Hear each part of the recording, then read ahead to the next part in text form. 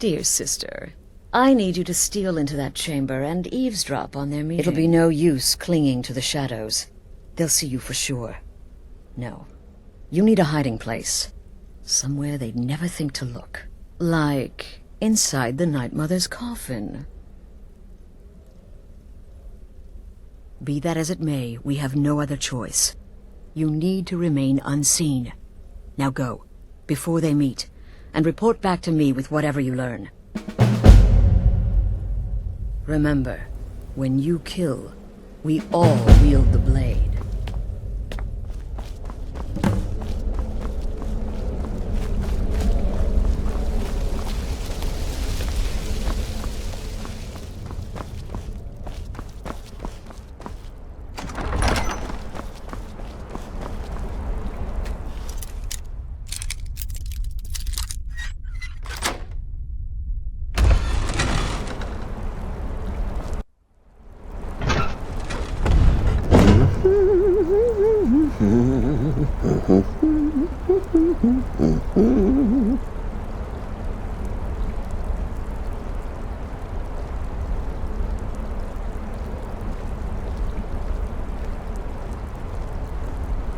Are we alone?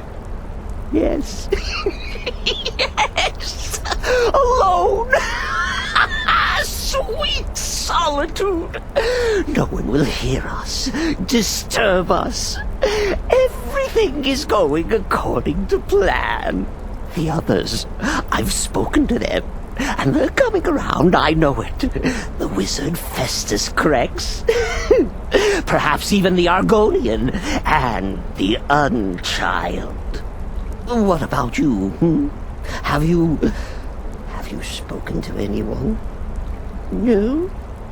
No, of course not. I do the talking, the stalking, the seeing, and the saying. And what do you do, Nothing! Not that I'm angry. No, never. Cicero understands.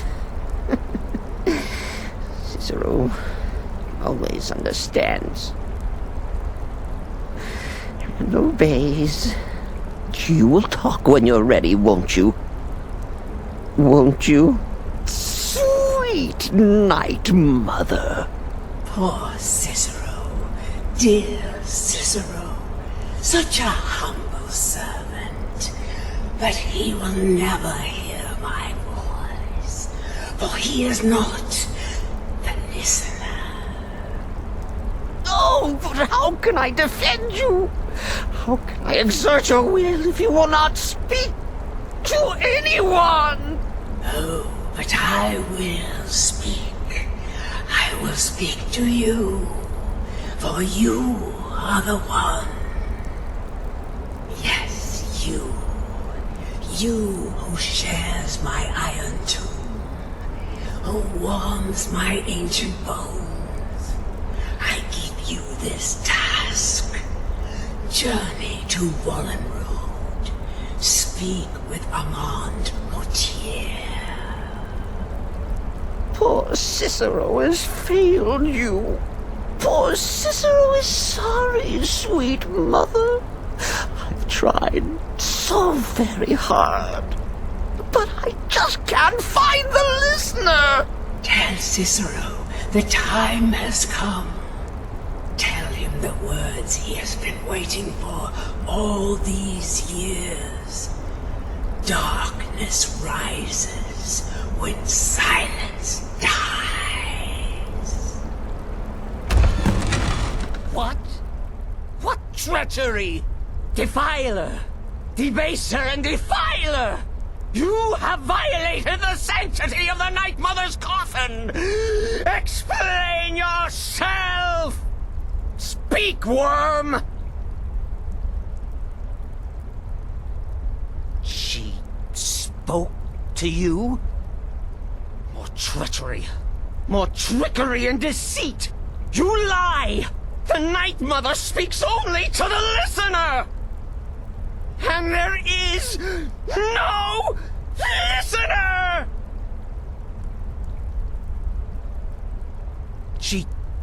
She said that. She said those words. To you. Darkness rises when silence dies. But those are the words, the binding words, written in the keeping tomes. The signal so I would know. Mother's only way of talking to sweet Cicero. Then it's true. She's back. Our lady is back. She has chosen a listener. She has chosen you. All hail the listener.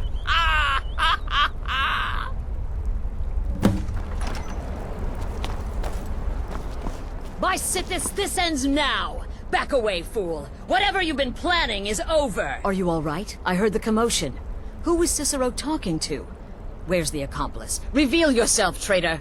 Oh, I spoke only to the Night Mother. I spoke to the Night Mother, but she didn't speak to me. Oh, no! She spoke only to her, to the listener. What? The listener? What are you going on about? What is this lunacy? It's true! It's true! The Night Mother has spoken. The silence has been broken. The listener has been chosen. When I heard Cicero screaming, I knew you'd been discovered. I feared the worst. Are you all right? Then what in Sithis' name is going on? Cicero spoke to the Night Mother, but she spoke to you? Is this just more of the fool's rambling? What? So Cicero wasn't talking to anyone else? Just the Night Mother's body? And the Night Mother who, according to everything we know, will only speak to the person chosen as listener, just spoke. Right now. To you? By Sithis. And? What did she say? Amand Motier? I have no idea who that is, but Valenrud. That I have heard of. And I know where it is. No. No!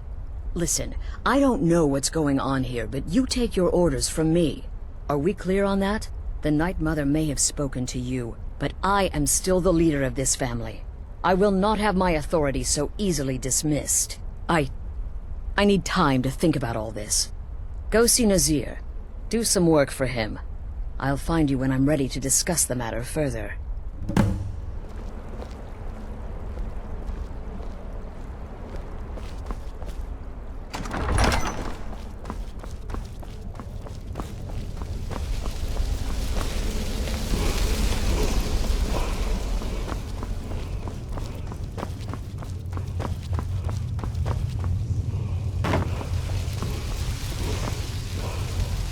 So many contracts.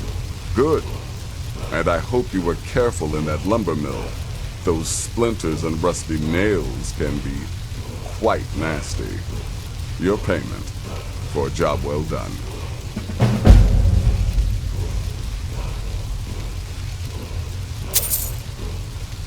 Congratulations. You slaughtered an emaciated beggar in cold blood. You are truly an opponent to be feared. Here's your payment.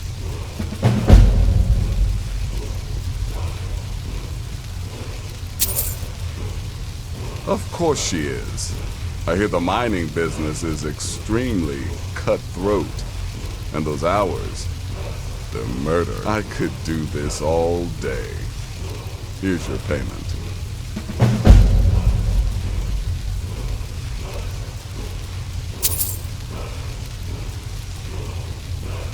Well then, your timing couldn't be better. As it turns out, I've got 2 new contracts. One rather easy assignment. Your first target is an orc bard named Lurbuk. The other, happy hunting.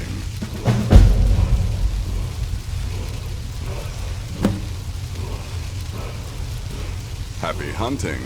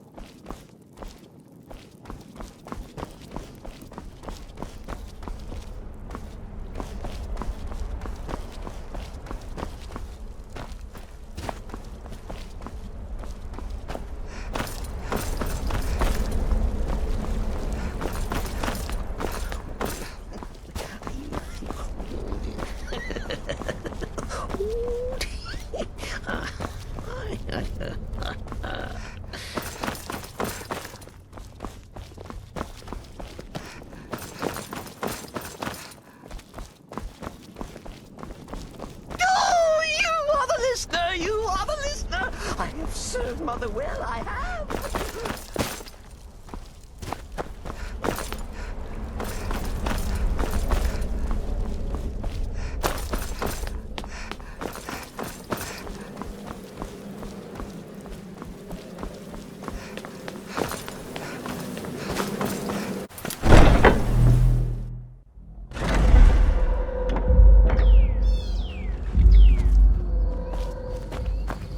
What were you doing in there? Why did you take so long?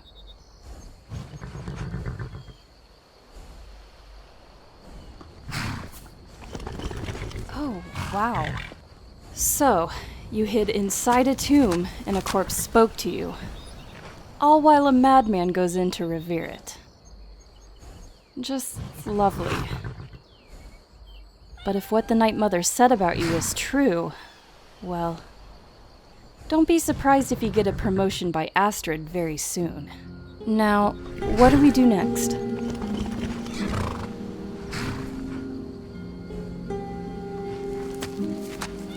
Ah, I see. Hearn, another vampire. Let's hope I don't screw this up for us. Vampires tend to be able to sense each other nearby. And Lurbuk. Killing an orc bard just because he can't sing? That's rough.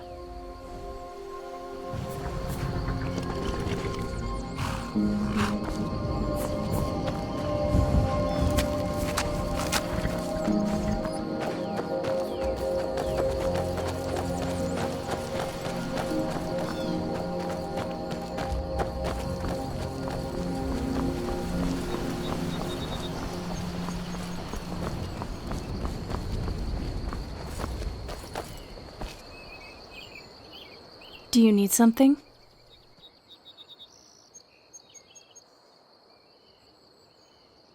Well, back before you know, the College of Winterhold was the first place I'd think to go for any kind of magic or historical thing. The wizards know about all kinds of things that people probably shouldn't know about.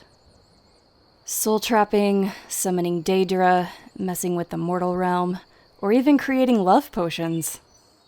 And no, I do not consent to any potion or mind-altering thing to be done to me. I prefer to be myself, thank you very much.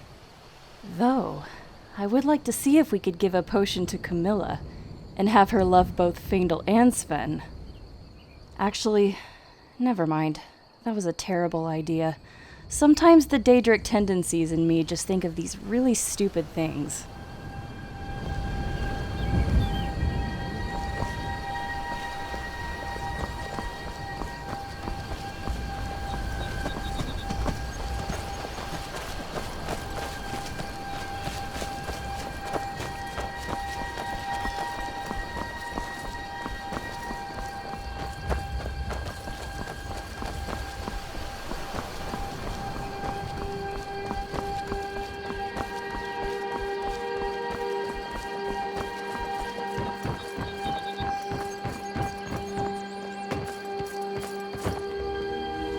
Do you need something?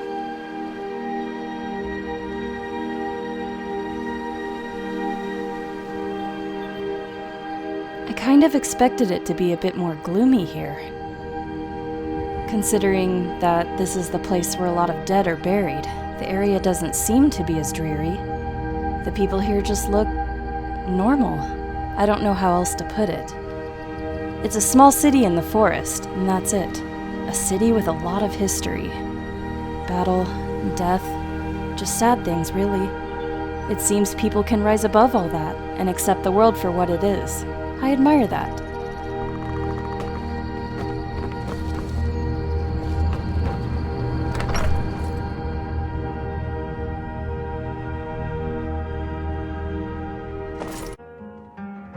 Welcome.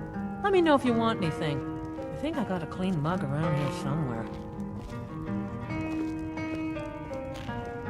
The Tales of Serana and Her Charming Death Assassin. I'd actually want to read that.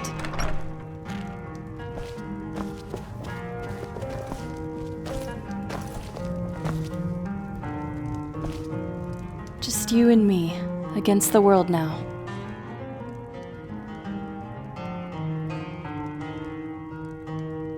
Sure thing. Do you want to have it standing here, or do you want to find a seat first?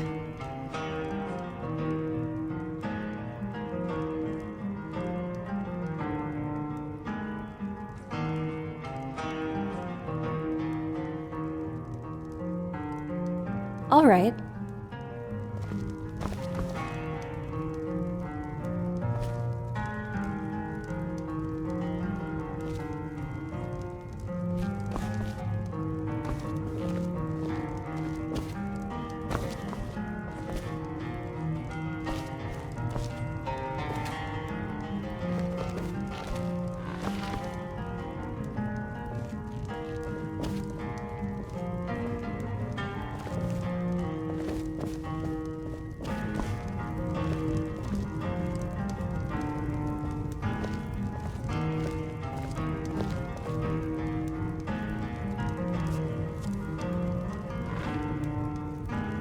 Here should be fine.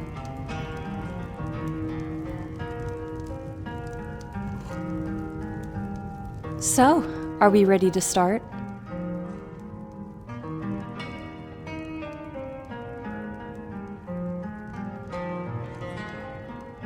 Alright, now on to the drinks. Do you want to have mead, wine, or just plain milk?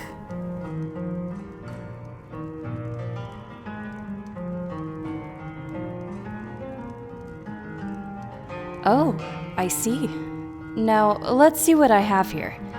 I procured these in Riften the last time I was there. First, we have the Cliff Racer, Firebrand wine, Cyrodiilic brandy, Flynn and Sujama, a drink for the daring.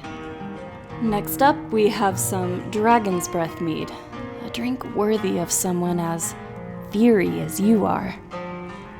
Then there's the Velvet La Chance, which is a mixture of blackberry, honey, spiced wine, and a touch of nightshade.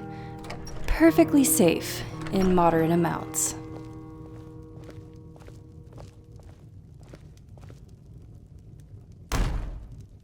Ever more venomous. Likewise.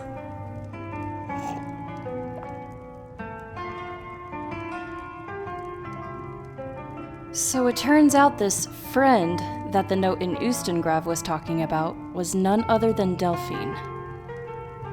Kind of a relief, I'd say.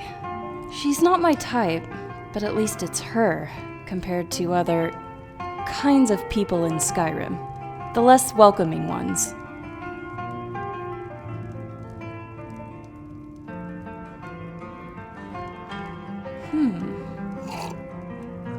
I've always wondered what the Dwemer actually looked like. If one believes Nordsen, they were much like elves, but with beards. But what about young dwarves? Were they indistinguishable from, say, the Altmer then? Maybe there were other differences. A lighter skin tone, or tails? No, why would they have tails? I don't know. Don't mind my rambling. It's just, there's so many artifacts from their civilization, and yet we know so little. What did they look like? Where did they go?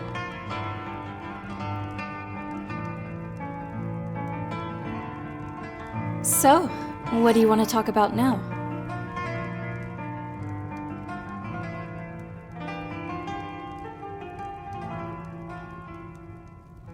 I do believe that we can. I've read a similar concept before. It was in the new type theory proposed by a Dwemer philosopher long ago. He said that if men and mare alike cast aside the shackles of what has binded them to selfish squabbles and struggles to power, they could mentally evolve in a sense to be higher beings, new types, people who can more easily detect the thoughts and intentions of others and are more amicable to understanding. I would like to remember the name of the book or the author, but I'm afraid it's been lost to time.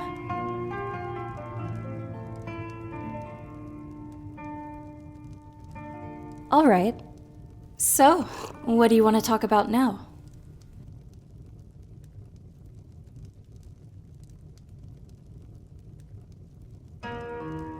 Oh, which one?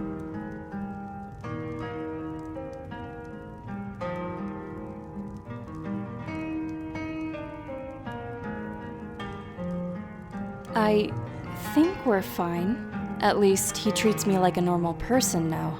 Doesn't address me as it anymore. Can't blame what he thought at first, though. I also knew I was taking a risk joining the Dawn Guard. But it turns out you're all not that bad.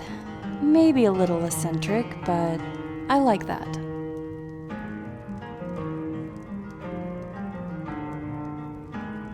Ah, it's nice, spending time like this, just having drinks together.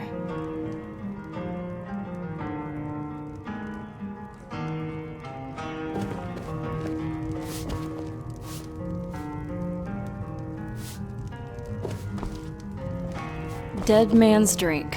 Charming name.